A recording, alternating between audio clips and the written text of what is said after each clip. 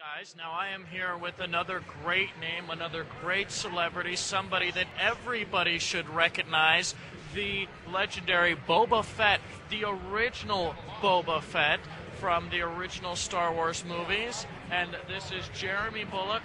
Now, we've interviewed you before. We interviewed you in Chicago, and you told us all about your role with Boba Fett. And, we can reiterate a little bit of that. But then I'd like to ask you some questions about what other things you might be working on, things like that. So why don't you tell us a little bit about the character, the enigmatic, and all-time favorite of most people, Boba Fett? Yeah, I think, with Boba Fett, I think I was very lucky to being in the right place at the right time. I was in the theatre in the evening, so I thought they wouldn't cast me because you have to get to the theatre by a certain time. And I think there are three things about Boba Fett that people like. Is number one, he answers Darth Vader back. Two, the costume is really cool. And three, he does his own thing, and you never know what he's going to do. But he's a lovable character, mainly for the young guys. They love him. Yeah, and you said that the costume is really cool, which it is, and do you feel that this costume is just, it has the timeless cool factor, that even 50 years from now, it'll still be really cool? That's a very good question. Yeah, I think if you see a Boba Fett wandering around here in the outfit, it is remarkable. There are so many things on it. They have the death head on his left arm. He has all the little viewfinder he pulls down and the little twin lights. So there's so much people want to find out about the outfit. Where does it come from? What are these darts? What does the gun do? There was a flamethrower, but it was a little bit dangerous, and they thought someone might try that out. Huh. But it's just a cool costume. Yeah, and a cool character too. So tell me, what is it like to have been one of the most beloved characters, and a villain no less, in the entire Star Wars universe? Well, I think I'm still amazed, and I think George Lucas was amazed by the popularity of Boba Fett. It's remarkable. I mean, so my son said to me once, he said, "Dad, isn't it funny?" He said, "You put a bucket on your head and you become famous." I mean, all the work you've done, now you cover your face up. Maybe you should work like that more often. Just cover your face up. Yeah, and I mean, as a villain in that entire series, you're second only to Darth Vader. Yeah, I mean, it's nice that Boba Fett is up there with the popularity, but you take it in your stride. I mean, at the moment I'm doing a lot of voice work. I'm doing Doctor Who audio book that people listen to, and it's something completely different. But each week I'm reminded that I was Boba Fett because of the amount of mail that comes in, mainly from America, but now it's coming from Russia, Japan, and it's taken a long time, but it's amazing.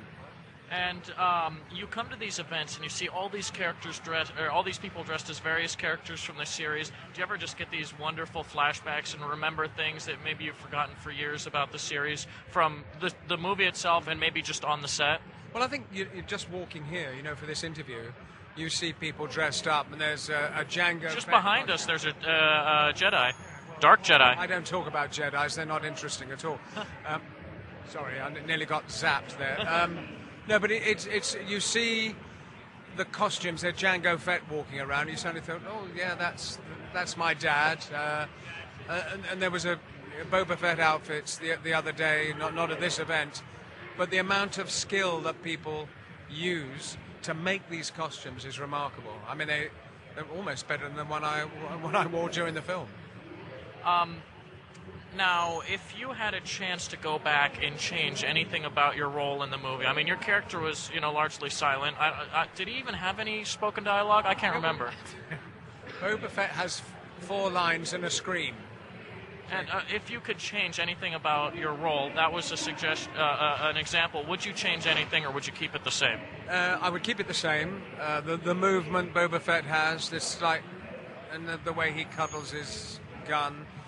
The only thing different I would change if I was the producer-director is that Boba Fett would have gone into the Sarlacc pit and come straight out again. He wouldn't be gone so quickly.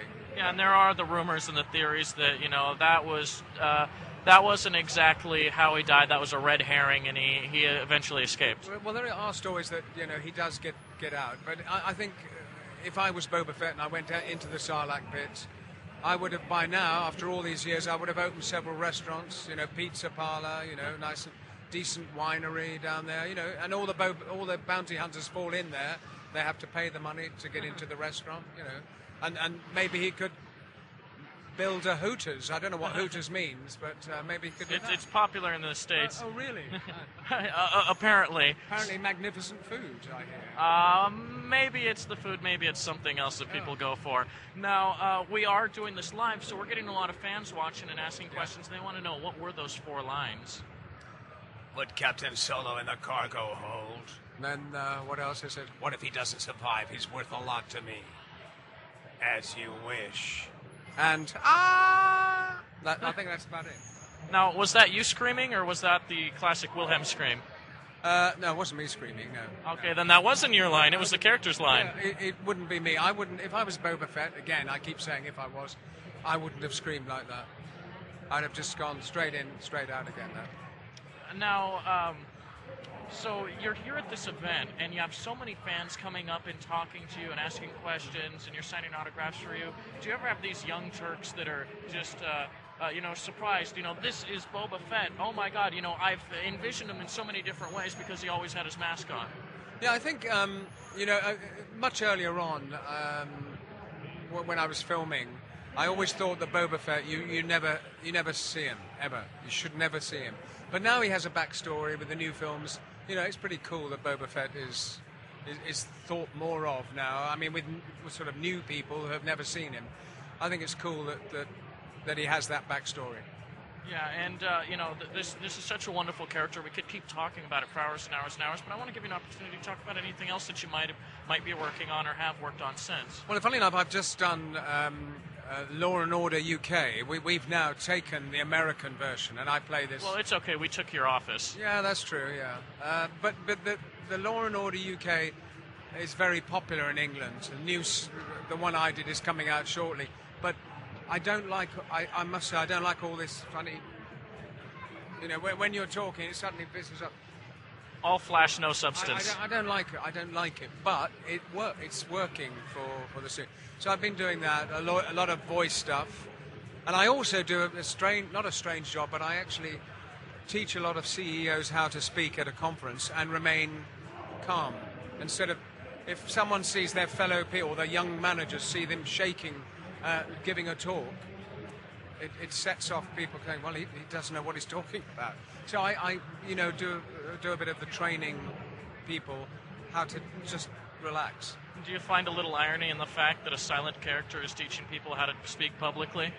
Yeah, that's a very good question. It is strange. I mean, it's not something I do all the time. Maybe twice a year they ask me to come in, and sometimes you can be nervous yourself because if you have lines to learn and you go, now is the winter of discontent. What's the line? It's very difficult. When you're young, you have no fear about learning lines. When you get older, it gets tougher. So it's getting tougher for me.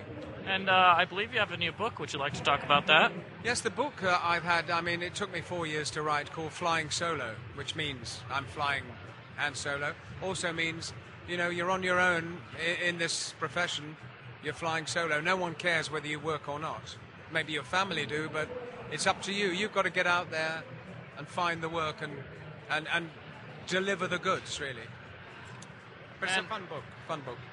Now, have you actually had an opportunity to make a cameo in the newer Star Wars movies? And if they made another one, for example, would you like to do a cameo? Yes, I'd like to be. I've been very lucky. I played Lieutenant Shekel in The Empire Strikes Back, which was a brief. There was no one available to do it, so they said, would you do it? And then Captain Colton in Revenge of the Sith. A cameo as a pilot. And if they do the new live-action series, it would be nice. It'd be ideal to play an aging bounty hunter, but very wise, very cool. Doesn't move much, because as you get old, you don't want to move too much. But that would be nice to do that. All right. And do you have a website that you'd like to plug and let people know about? Yeah, if people want to see, about the book that I wrote, and I have a blog that I can't do it all the time, but it maybe take 3 weeks. Like this event would be up there, and it's jeremybulloch.com. They can see the blog and the story, and it was quite fun. Quite fun to do. Well, thank you so much for talking to us. It's been a pleasure once again. It's always fun talking to you. Chicago was great, and he's also a really nice guy off the camera, too. We've talked about so much stuff. Yes? You're next. I'm next. Uh-oh. I think I better get off and start running. What I'm saying is if he chats too much, he'll have to be destroyed. Why don't we cut it off then there? We better cut it off now and You won't see him again. He's gone. All right, back to you guys. I'll be replaced very quickly.